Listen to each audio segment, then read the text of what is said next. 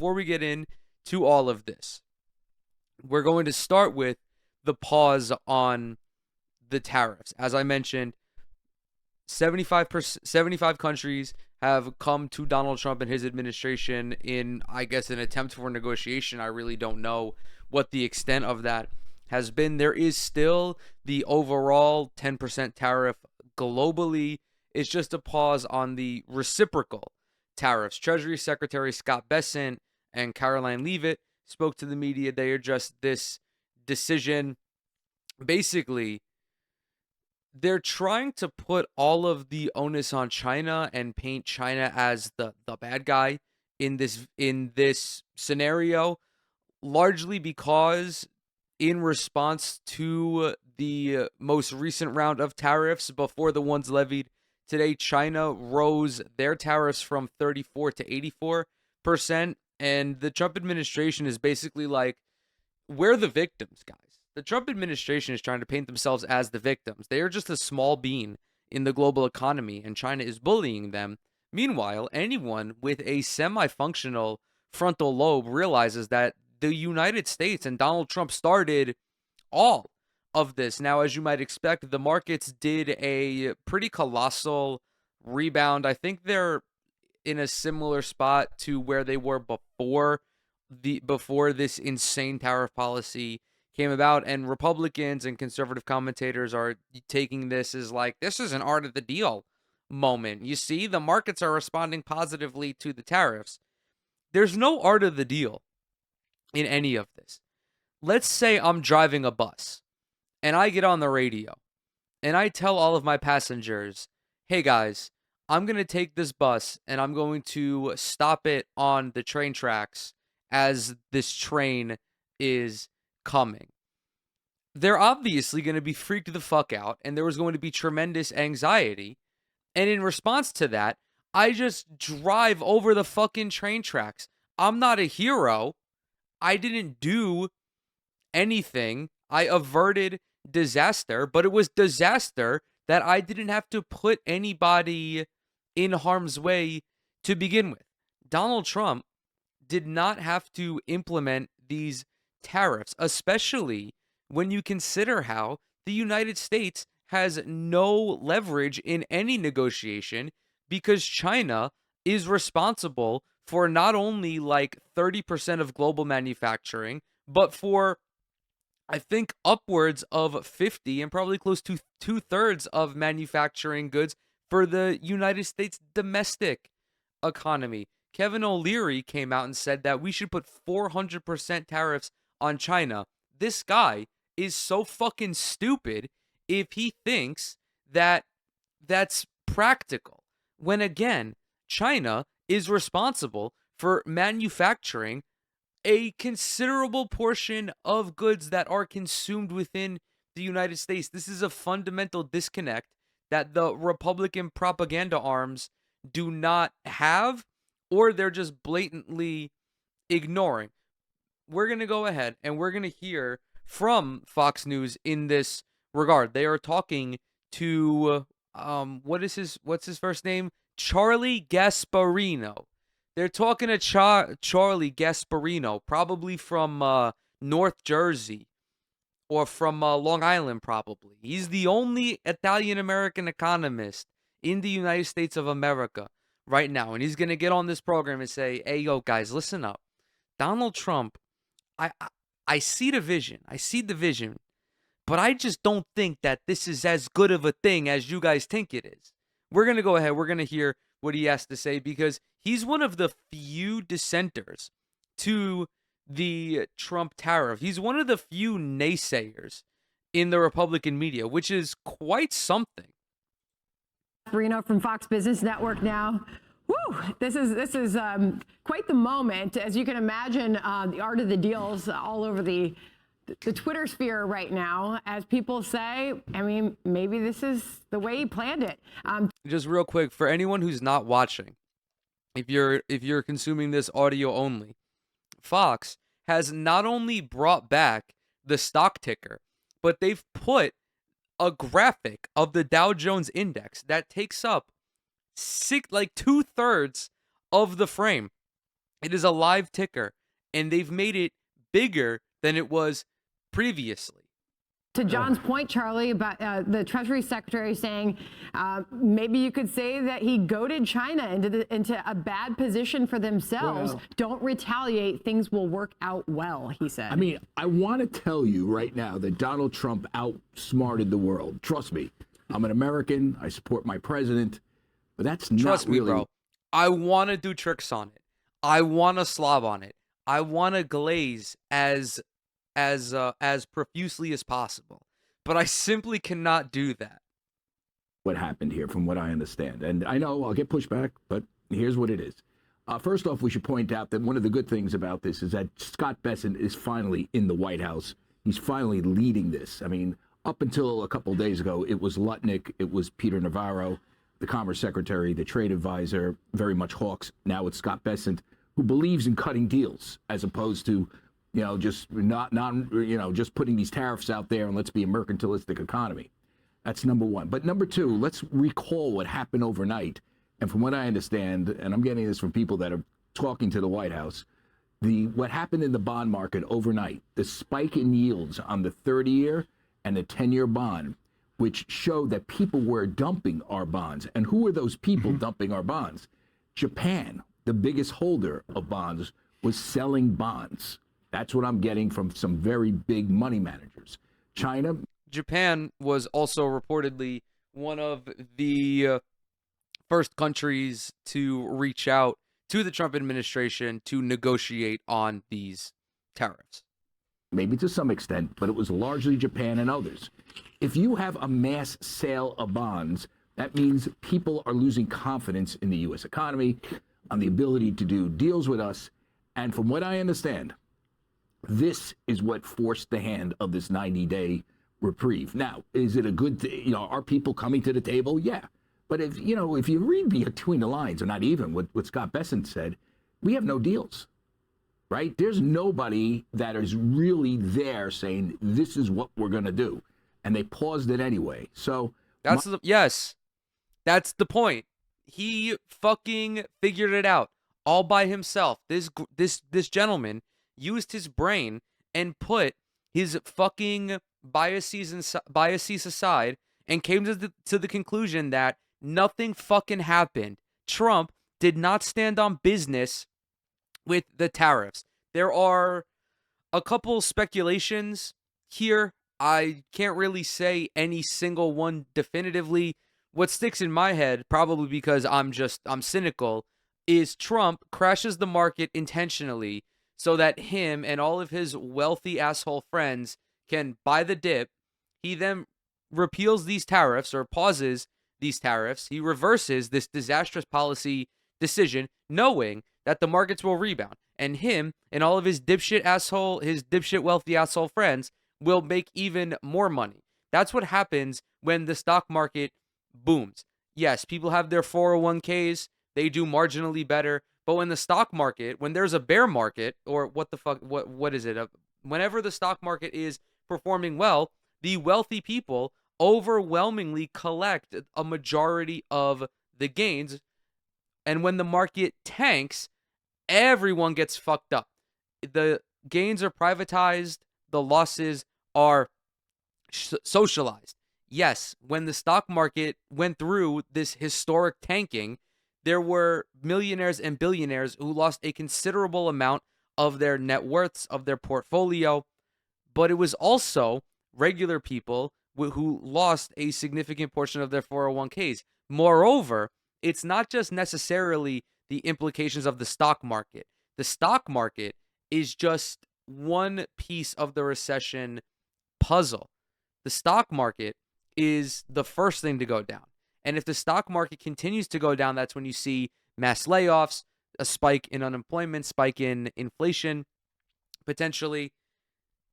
There is also the idea that that someone in Trump's ear was like, hey, this really is not a good idea. You need to pull back on these reciprocal tariffs, which I'm not so sure that he would even care to listen to people in his inner circle, because he has surrounded himself with sycophants and yes men. And if he were listening to people in his circle, this would never have happened. We have an excerpt from Gary Cohn's, from I guess a writing of Gary Cohn's, where he presents an example to Donald Trump, and Donald Trump just still goes along with it.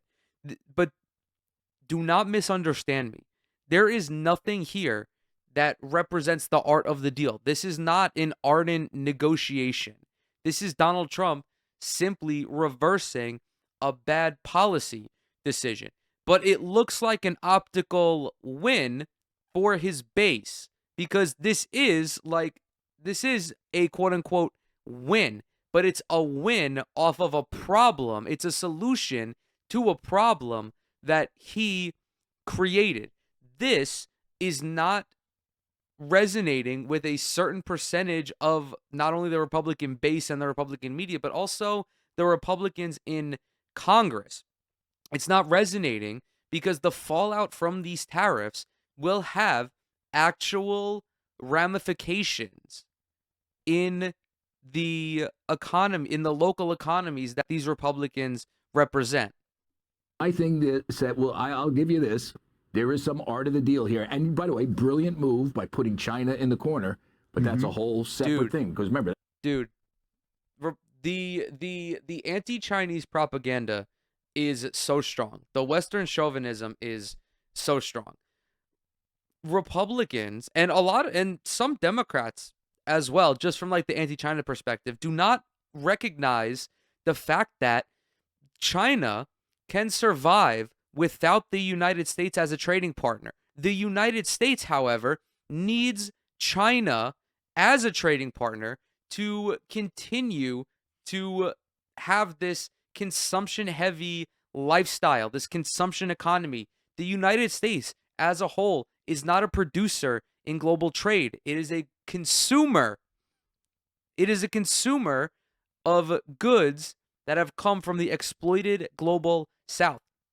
On the other hand, China has a robust manufacturing base. They have a robust domestic economy that has been able to increase considerably over the last 20 years, but of course over the last 100 years or so, because they have largely insulated themselves from liberal capitalism. That's the reality. China is a transitional socialist state, and they have conducted themselves, and they have made decisions that go along with this long-term project. That is why all of the major companies across the world export to China, export their manufacturing to China, because China has the infrastructure for it and they have the labor base for it. The United States, on the other hand, when you have liberal capitalism, there is no such thing as a 100-year project. Everything is quarter to quarter. If the green line does not go up every quarter, the shareholders are going to fucking tie up the CEO and throw him into the Hudson River, Sopranos style. It is every aspect of the American economy is short-sighted, and that is the design of the system. The tariffs, everyone, it doesn't matter what side of the political spectrum you fall on. If you've at any point taken an economics class, and I'm not even talking about Econ 101 at some, bi-coastal liberal institution, I'm talking like economics in middle school, you will recognize that tariffs are only a good idea if they are targeted and you already have the infrastructure in your country. The United States does not have that. And Donald Trump seems to think that these corporations here in the United States will go out of their way to spend more money to onshore manufacturing when it would just be cheaper to absorb the tariffs. His example for this is always Apple investing $500 billion. But he omits that they're investing $500 billion in artificial intelligence, a quote unquote technology that is still in its infancy. And even if they do onshore all of that here in the United States, it's not going to have a tangible benefit on anybody. Difficult negotiation. Everybody else is a lot easier. They do want to deal with us. Whether they want to be, forced into really bad trade deals on their end is a whole other negotiating story. But make no mistake about it, you cannot divorce this decision right here from what happened last night, which was, people focus on the stock market all the time. It's the bond market and the sort of lending markets that's the plumbing of the economy. And those markets were imploding last night. And that's why we have a 90-day freeze. Let's see if those markets improve. Someone told me we had a decent treasury auction today. But if you can't sell your treasuries, guys, and people are unloading your treasuries, like Japan, which is, I believe, the largest foreign holder after China. Just to be clear, there was an auction that just happened a few moments ago that Besson just referenced, and it was a healthy auction, Charlie. Well, that's what I'm saying. Okay. Right? So we got a good, healthy auction on some of this stuff. But be real clear, there were problems in the plumbings of the market. And from what I understand, and I'm talking to sophisticated, I'm not talking to some guy at, trading off his Robinhood account. I'm talking to major hedge fund players who deal with the White House, who deal with Besant. And Besant knows this. He told the president this. Yeah. We have a real problem with plumbing. And if we have a problem with plumbing, it's game over. Anyway, back to you guys. That's my happy note of the day. David, quick. Well, all I could do, you pointed me to the Daily Mail headline, Sandra, and I'm just going to put it up. I don't know if you can see it on screen. It's a picture of Trump from last night, and it says, "We are so back. Stock market goes stratospheric for Trump." One thing that this does clearly, at least for today, is it takes the issue away from Trump's political enemies, particularly the Democratic Party, and they no longer have this in their pocket as something to go into the midterm elections where anything dude, can happen. That's not how this works.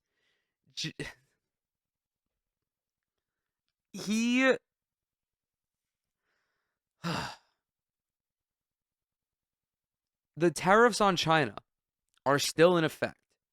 China is largely responsible, along with Canada and Mexico, for virtually all of the trade that happens within the United States. If there are tariffs on China, the price of quite literally everything is going to go up. It doesn't matter if Laos calls up Scott Bessent to negotiate. It doesn't matter if Switzerland calls up Scott Bessent to negotiate. The United States will not win a trade war with China. The United States, pardon me, and they'll also reference the European Union is calling for, the European Union is calling to negotiate with Donald Trump, which is like partly true, partly not, because yes, they did float like some sort of free trade. They did float some sort of free trade agreement, but the EU is also putting additional tariffs on the United States. The EU, however, also has a vested interest in perpetuating liberal capitalism. That's the fact of the matter. Countries across the world are fucking sick of dealing with the United States. It is that simple. You can tell by how many countries across the world now have China as their largest trading partner. Every African country, the majority of countries in South America, all of Asia, Australia, even European countries, even like NATO countries like fucking Spain, or EU countries like Spain. They're tired of the United States because the United States, the World Bank, the IMF, that whole sphere of influence suffocates the potential growth of these nations. China, while still doing economic imperialism, does not do it by force. That's the difference. The Belt and Road initiative is much more appealing to a developing country because they will at least get a fucking airport out of it, or they will get infrastructure. When you do business with the United States, you get a fucking military base. You get a military base put in your capital and a military dictatorship installed.